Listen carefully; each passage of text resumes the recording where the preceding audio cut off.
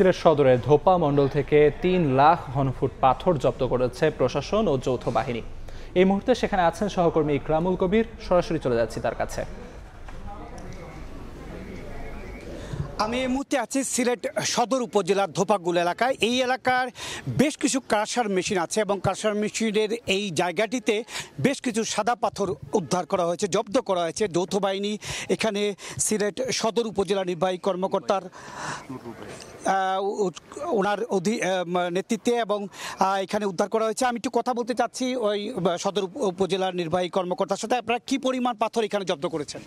এখানে ধোপাগুল পয়েন্টে আমরা জব্দ করেছি 1,30,000 ঘনফুট। এছাড়া মোহালদি গ্রামে আমরা অনেক পাথর জব্দ করেছি। সব মিলিয়ে আমরা ধারণা করেছি যে 2.5 লক্ষ ঘনফুটের মতো হবে।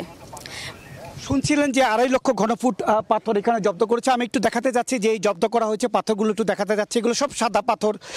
এলাকা থেকে যে লুট হয়েছিল বা চুরি হয়েছিল বেশ কিছুদিন থেকে পুরো দেশব্যাপী বেশ তোলপাড় হয়ে গিয়েছিল এই সাদা পাথর লুটে। সেই সাদা পাথরগুলো বিভিন্ন ক্রাশার মেশিনে নিয়ে রাখা হয়েছে ভাঙার জন্য এবং বিভিন্ন জায়গা থেকে সেগুলো জব্দ করা হচ্ছে। যৌথ বাহিনী জব্দ করছে এবং জব্দ করে করে সেই সাদা পাথরে আবার ফেলা হচ্ছে। আপনারা দেখতে পাচ্ছেন যে এই পাথরগুলোকে আবার মাটি দিয়ে ঢেকে রাখা হয়েছিল এবং মাটিগুলো সরিয়ে দেখা গেছে যে এখানে বিপুল পরিমাণ সাদা পাথর এখানে পাওয়া গেছে। এখানে সব মিলে এই এলাকায় যে সাদা পাথরগুলো উদ্ধার করা হয়েছে তার পরিমাণ প্রায় 2.5 লক্ষ ঘনফুট, এমনটি আমাকে বলছিলেন সদর উপজেলা নির্বাহী কর্মকর্তা। সব কিছু মিলে এই কয়েকদিন আর গতকালকে এবং গত পরশুও বেশ কিছু পাথর জব্দ করা হয়েছে।